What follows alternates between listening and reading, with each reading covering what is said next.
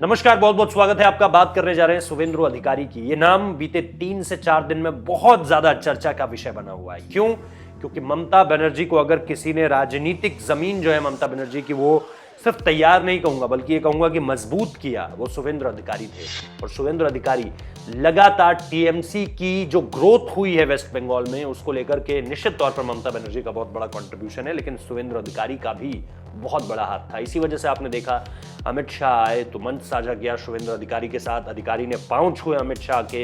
इसके साथ साथ जो बड़ी खबर सामने निकल कर आई है वो ये कि उन्होंने अब एक पत्र लिखा है, लंबा चौड़ा पत्र लिखा है, जिसमें उन्होंने नाम लिए बिना बार बार ममता बनर्जी की तरफ इशारा करते हुए ये कहा है कि कैसे उनकी अब कोई कद्र नहीं थी, कैसे उनकी तरफ चीजों को इस लिहाज से नहीं देखा जा रहा था कि चीजें जो है अब आने वाले समय में उनकी तरफ बढ़ चले, मतलब उनको पॉलिटिकल बेनिफिट नहीं नजर आ रहा था।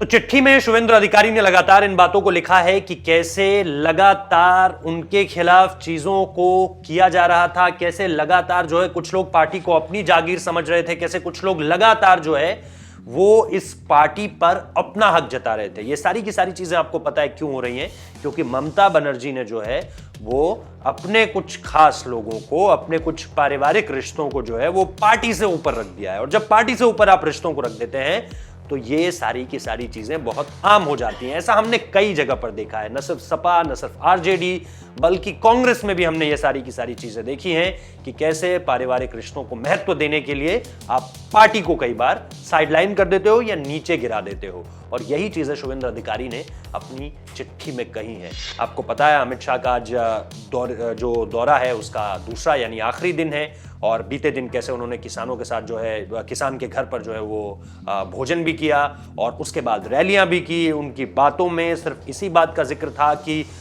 चुनाव आते आते ममता बनर्जी अकेली खड़ी रहेंगी, उनके साथ कोई नहीं रहेगा। क्योंकि अगर आप बीते कुछ दिनों की बात करें तो तकरीबन 10 लोग, चाहे वो सीपीआई से हों, सीपीआई-एम से हों, चाहे वो टीएमसी से हों, और चाहे वो कांग्रेस से क्यों ना हो, कांग्रेस से भी एक शख्स जो है वो यहां पर जुड़े हैं। और ऐसा नहीं है कि कोई छुटपुट लोग जुड़ रहे हैं, वो शख्स हैं, वो लोग हैं जिनका एक कद जो है वो पश्चिम बंगाल की राजनीति में अच्छा खासा रहा है, जिसमें आप शुवेंदु अधिकारी का नाम भी जोड़ सकते हैं।